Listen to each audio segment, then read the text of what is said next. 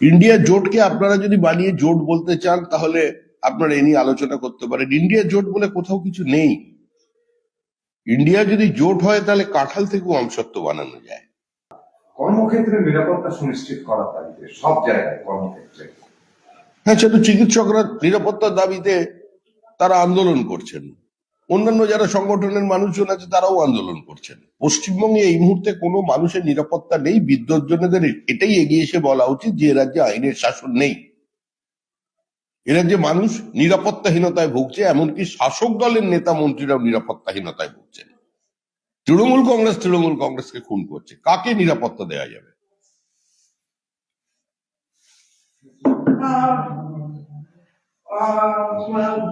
আবার মালদায় টাটাতার বেড়া দিতে গিয়ে বাধা, সমস্যায় পড়ছে বিএসএফ, আবার টাটাতার দিতে গিয়ে বিএসএফ কে বাধা।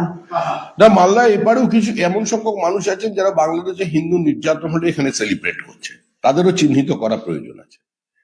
যে ধরনের বিবৃতি কিছু আসছে তৃণমূল কংগ্রেসের পক্ষ থেকে উড়ে গিয়ে, সেই ধরনের মানুষ যারা বিশ্বাস করেন এখনো ওপার বাংলা এপার বাংলাকে এক করতে হবে, স্বাধীন বাংলা তৈরি করতে হবে, তো তারা স্বাভাবিকভাবেই উস্কে দিচ্ছে। শুধুমাত্র বাংলাদেশিদের দোষ দিয়ে তো কোনো লাভ নেই, আমরা এখানে কিভাবে নিজেদের দায়িত্ব পালন করছি সেটাও দেখা দরকার।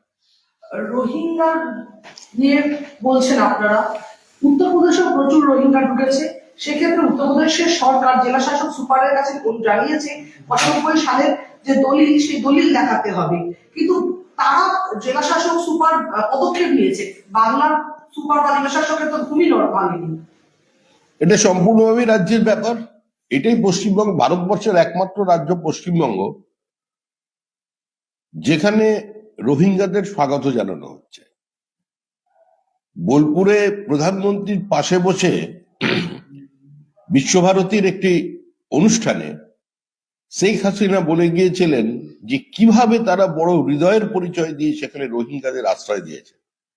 আজকে এই মুহূর্তে কক্সবাজারের অবস্থা কি, রোহিঙ্গারা বাংলাদেশে ঢুকে কি করেছে, বাংলাদেশের কিভাবে বিপর্যস্ত হয়ে গেছে তাদের কারণে, এটা আজকে দৃশ্যমানতায় আছে।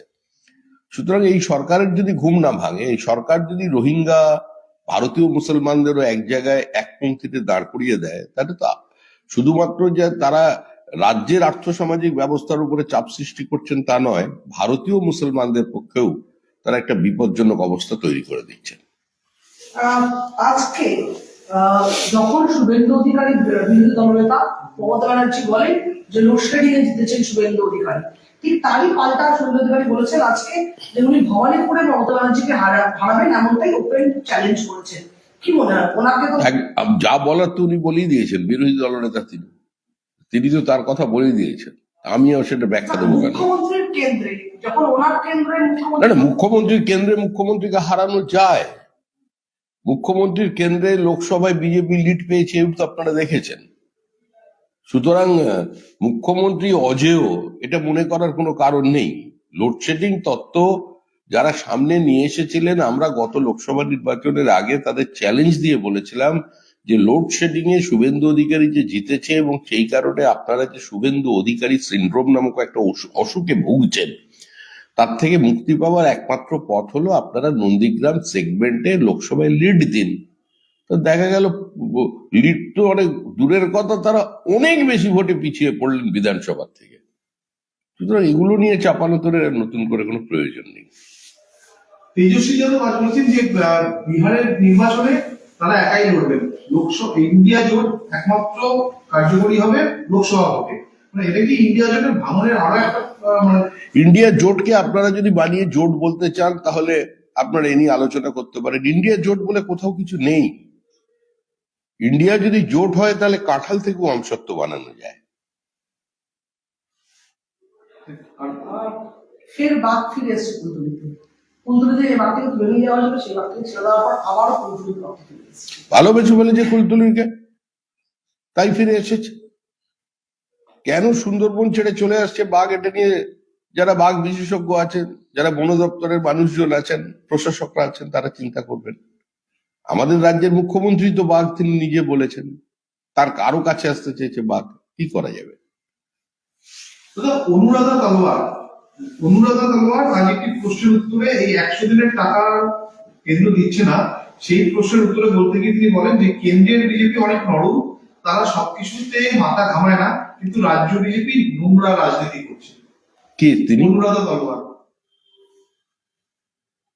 তলওয়ার উনি তৃণমূল কংগ্রেসের নেত্রী। এই সমস্ত কিছু পেয়েছেন হয়তো, বা কিছু পাবার আশা আছে তৃণমূল কংগ্রেসের পক্ষ থেকে। এই ধরনের বিবৃতির আমরা কেন প্রতিক্রিয়া দিতে যাব? তৃণমূল কংগ্রেস যেটা দাবি করছে সেটা তাদের দাবি, সেটা প্রাপ্য নয়। প্রাপ্য হলে তারা শ্বেতপত্র প্রকাশ করতেন, প্রাপ্য হলে তারা পার্লামেন্টে দাঁড়িয়ে প্রশ্ন করে বিতর্কে অংশগ্রহণ করতেন। পার্লামেন্টে যদি দাঁড়িয়ে অমিত শাহ বললেন যে কয়েকটি রাজ্য এরকম আছে যাদের হিসাব দেওয়ার অভ্যাস নেই, ধীরে ধীরে একটু পরিবর্তন আসছে, সেই জন্য টাকাও পাওয়া যাচ্ছে। আমি দেখলাম না তো 13 জন সাংসদের মধ্যে রাজ্যসভায় অমিত শাহর এই চূড়ান্ত একটি তির্যক বক্তব্যের প্রতিবাদ করে একজন সাংসদ উঠে দাঁড়ালেন না। তার কারণ কি? তাদের বলার কিছু নেই। ভারতীয় মৎস্যজীবীদেরকে মারধর করছে বাংলাদেশিরা হিন্দু হওয়ার জন্য নাকি ভারতীয় হওয়ার জন্য? এই যে মৎস্যজীবীরা যখন যাচ্ছে, হিন্দু মুসলমানের রাজনীতি মমতা বন্দ্যোপাধ্যায় দল করে, আমরা করি না। ভারতীয় আমাদের কাছে সবাই এক। হিন্দু শব্দের যদি ব্যাখ্যা, ভারতবর্ষে বসবাসকারী সবাই হিন্দু। বাংলাদেশিরা মারধর বাংলাদেশিরা মারধর করছে, এটা দীর্ঘদিন ধরে চলছে।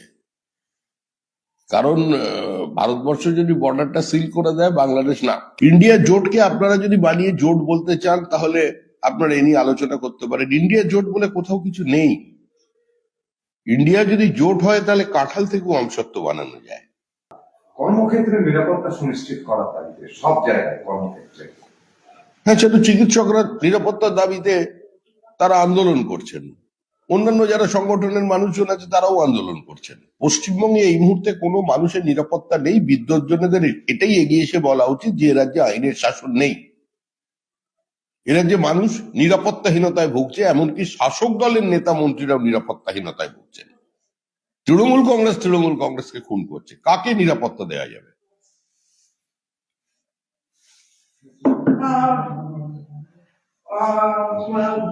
আবার মালদায় কাটাতার বেড়া দিতে গিয়ে বাধা, সমস্যায় পড়ছে বিএসএফ। আবার কাটাতার দিতে গিয়ে বিএসএফ কে বাধা।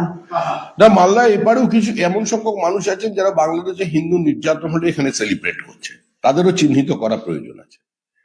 যে ধরনের বিবৃতি কিছু আসছে তৃণমূল কংগ্রেসের পক্ষ থেকে উড়ে গিয়ে, সেই ধরনের মানুষ যারা বিশ্বাস করেন এখনো ওপার বাংলা এপার বাংলাকে এক করতে হবে, স্বাধীন বাংলা তৈরি করতে হবে, তো তারা স্বাভাবিকভাবেই উস্কে দিচ্ছে। শুধুমাত্র বাংলাদেশিদের দোষ দিয়ে তো কোনো লাভ নেই। আমরা এখানে কিভাবে নিজেদের দায়িত্ব পালন করছি সেটাও দেখা দরকার। রোহিঙ্গা নিয়ে বলছেন আপনারা, উত্তরপ্রদেশেও প্রচুর রোহিঙ্গা ঢুকে